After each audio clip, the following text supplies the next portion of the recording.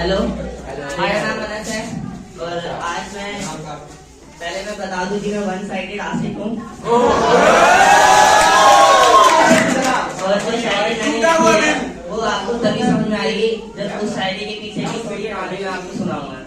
शायद मैम ने भी पहले मेरी सुन भी रखी है और मैं मैम से पहले सॉरी मांगना चाहूंगा क्योंकि जितने भी टीचर हैं, क्योंकि मेरा इतना हक नहीं बनता कि मैं ऐसी बातें शेयर करके उनको इसके ऊपर शायरी सुनाऊं। फिर भी स्टार्ट करते हैं। सबसे पहले ये टूटा हुआ दिल है मेरा, आप लोग मरहम लगा दो। ये टूटा हुआ दिल है मेरा, आप लोग मरहम लगा दो। शायरी तो मैं सुना दूंगा, आप बस ताली बजा दो।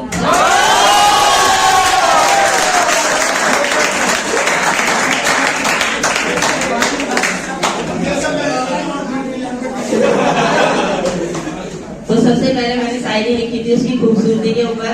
तो पहले मैं उसके बारे में कुछ बताना चाहूंगा कि चाहे वो चांद की रोशनी थी या फिर सूरज की रोशनी, हर पल ना वो मेरी आंखों के सामने नजर आती थी। तो उसको देखते हुए मैंने शायरी लिखी। चांद की चांदनी छुपाए नहीं छुपती, चांद की चांदनी छुपाए नहीं छुपती, सूरज की रोशनी हटाए नहीं हटती।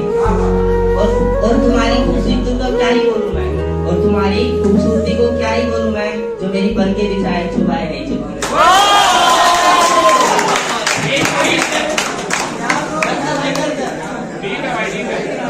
नेक्स्ट शायरी लिखी थी मैंने उसके थोड़े से बिहेवियर के ऊपर, लेकिन लास्ट लाइन जो है वो उससे मैच नहीं करती। ऐसा राइमिंग बनाने के लिए मैंने वो लाइन लिखी है। खामोश तू है तो मजबूर हम है, खामोश तू है तो मजबूर हम है, और टीचर की पढ़ाई है पर ख्यालों में तू है। खामोश तू है तो मजबूर हम है, टीचर की पढ़ाई है पर ख्यालों में तू है। आंखों के सामने पर फिर भी तू दूर है, आंखों के सामने पर फिर भी तू दूर है। थोड़ी सी बातें हैं पर फिर भी सुकून है। अब लाचार अकेले जिंदगी में हम सपनों में तू है, अब लाचार अकेले जिंदगी में हम सपनों में तू है। काले कपड़े में हम तो सफेद कपड़ों में तू है।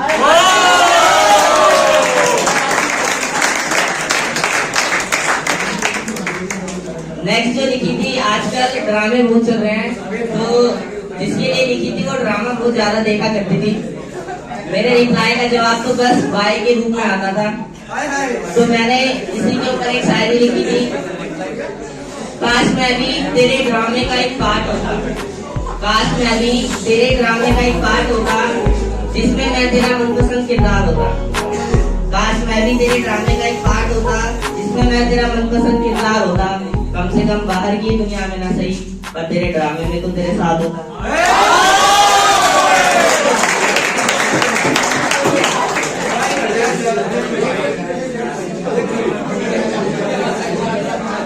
नेक्स्ट जो लिखी थी उसके साथ जो लिखे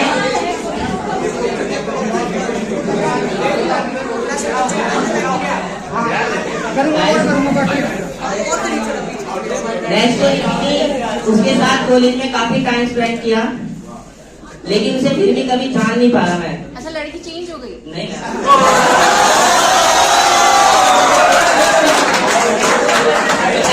आपको सारी स्टोरी समझ में आ जाएगी। उसे कभी जान नहीं पाया मैं, क्योंकि उसके रिप्लाई का जवाब ना काफी कम आता है, या आता था क्योंकि अभी तो ब्लॉक लिस्ट में पड़ा।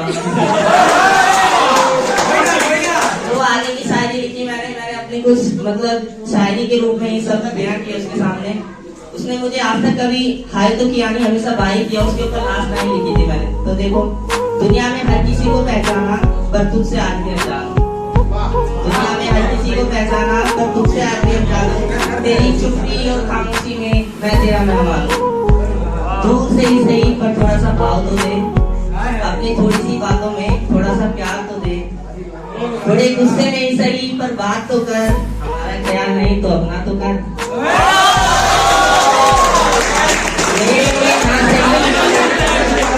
मेरे लिए ना सही पर अपने लिए तो बदल, मेरे लिए ना सही पर अपने लिए तो बदल। भाई तो बहुत कर लिया, भाई तो कर।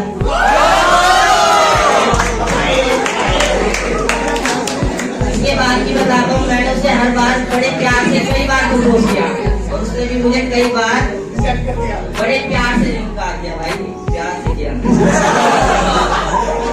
ठीक है।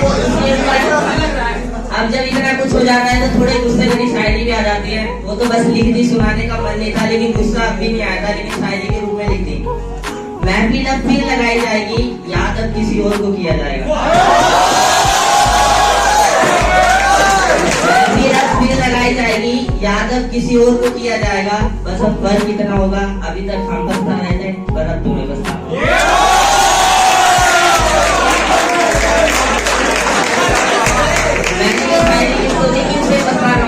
आज तक उसका कोई पछतावे का पता नहीं, लेकिन अभी तक मैं ही पछता रहा हूं।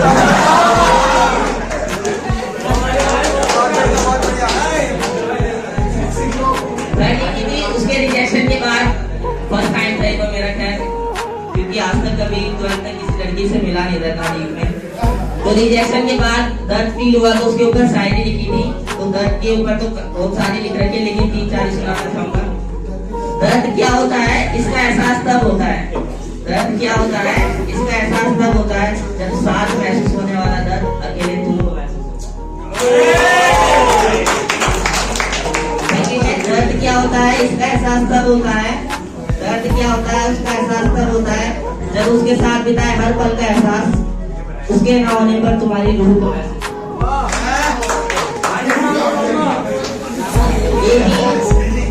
फर्स्ट टाइम कॉलेज की बात है, तो वहाँ पर क्लास में मैंने उसको सबसे फर्स्ट टाइम बार रोता हुआ देखा था।